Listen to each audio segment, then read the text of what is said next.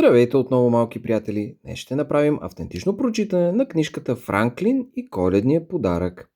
А вие продължавайте да се абонирате за нашия канал и да гледате нашите видеа за още повече приказки. Франклин и коледният подарък. Костенурчето Франклин много обичаше коледните празници. Франклин знаеше имената на всички елени на дядо Коледа и можеше да прави красиви розетки за украса на коледните подаръци. Можеше да прави гирлянди за елхата и прекрасно свиреше на флейта любимата си коледна песен. Най-много от всичко Франклин обичаше да подарява подаръци и да получава подаръци. Но тази година не можеше да измисли каква играчка да дари за коледната благотворителна акция. Всяка Коледа учениците на господин Бухъл събираха играчки за децата от бедните семейства. Не беше задължително играчките да са нови. Можеше да са използвани, но трябваше да са добре запазени. Когато господин Бухъл извади голямата кутия за дарения, в класа на Франклин настъпи оживление.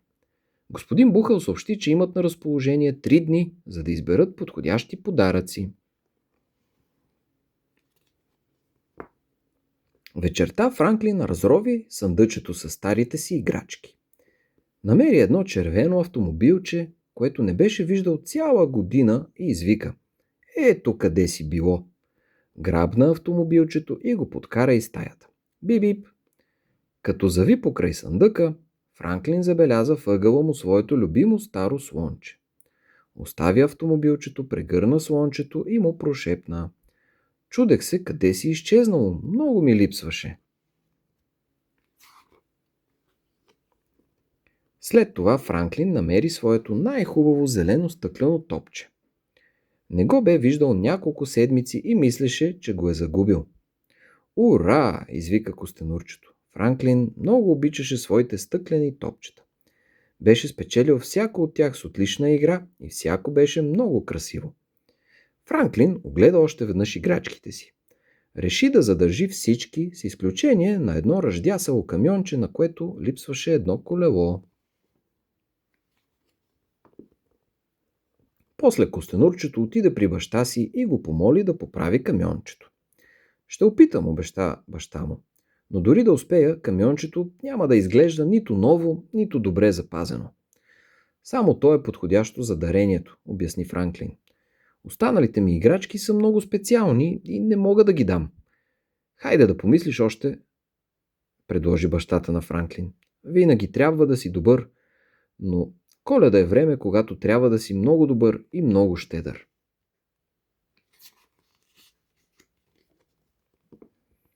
На следващия ден Франклин попита приятелите си какво са решили да подарят. Бобърката Боби беше избрала една голяма книга с въпроси и отговори. "Книгата е много хубава. Аз вече знам отговорите на всички въпроси", похвали се Боби. "Аз пък ще дам един пъзел. Редил съм го един единствен път и той е като нов", обясни мечето Рошко. "А ти, Франклин, какво избра?" "Ами, може би едно камионче", измънка Франклин. "Но не съм сигурен, ще помисля още." Оставаха му 2 дни, за да вземе решение. На следващия ден Франклин беше много заед в училище и не му остана време да мисли за подарък. Беше на репетиция на училищния оркестър, после нарисува картичка за господин Бухъл, след това написа съчинение за празника. "Не успях да помисля за подарък", сети се изведнъж той. "Сега не ми остана време, но след училище непременно ще избера нещо подходящо." Когато се прибра от дома, Франклин намери по телхата голям пакет. Подаръкът беше надписан за него от любимата му баба Хариет. Всъщност баба Хариет беше баба на майка му и прабаба на Франклин. Костенурчето я обичаше много и така се развълнува, като видя подаръка й, че забрави за играчката, която трябваше да избере.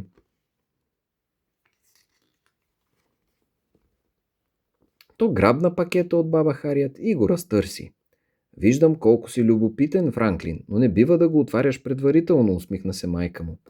"Знаеш ли какво има вътре?" попита Франклин нетърпеливо. Сигурно е нещо много специално. Баба Харият винаги ти подарява неща, които значат много за тебе и за нея. Разбира се, знам. И миналата година беше точно така, възкликна Франклин.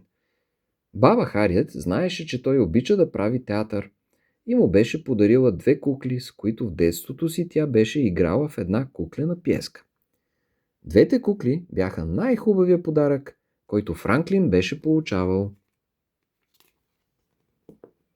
На следващия ден кутията за дарения в класната стая на Франклин беше препълнена с играчки.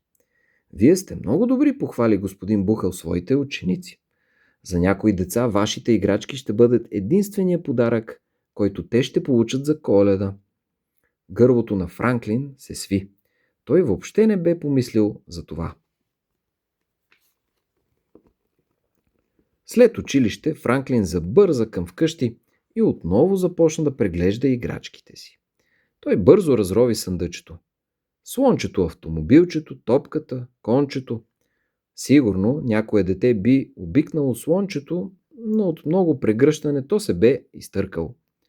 Червеното автомобилче изглеждаше като ново, но се движеше бавно и несигурно. Топката не подскачаше. Гривата на кончето се беше проскубала. Франклин се обърка. До днес всички играчки му се виждаха твърде специални, за да ги подари, а сега се оказваше, че нито една не е подходяща за това. Франклин погледна куклите на баба Хариет и се замисли. Как ли тя избира подаръци, които той винаги харесва? Сигурно цялата работа е в това, че най-хубавите подаръци са специални, сети се костенурчето. В този миг погледът му попадна върху колекцията от стъклени топчета. Тя беше сред най-специалните му играчки. Франклин извади топчетата, лъсна ги едно по едно и ги сложи в мека пурпурна турбичка. Опакова подаръка и закачи етикетче с надпис: „Тези топчета носят щастие. Весела Коледа!“ На следващия ден Франклин постави своя подарък най-отгоре в голямата кутия с подаръците. След това той и приятелите му качиха тежката кутия на една шейна и я откараха в кметството. Там разтовариха подаръците и ги подредиха под голямата бляскава елха. Франклин знаеше, че колекцията от стъклени топчета ще му липсва, но не съжаляваше. Напротив, чувстваше се много щастлив, преизпълнен с обич и добрина.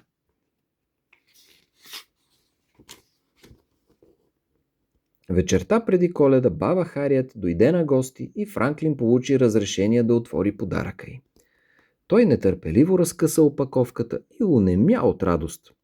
Баба Хариет беше подарила на Франклин сцена за куклен театър. „Чудесно, страхотно!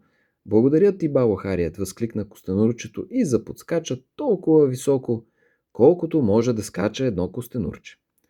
Баба Хариет засия от щастие. „А сега, моля те, отвори моя подарък“, помоли костенурчето. Баба Хариет бавно и внимателно разопакова подаръка на Франклин. В пакетчето имаше пиеса, написана от Франклин и посветена на баба Хариет. „Това е най-хубавия коледен подарък, който съм получавала досега“, прошепна развълнувано баба Хариет.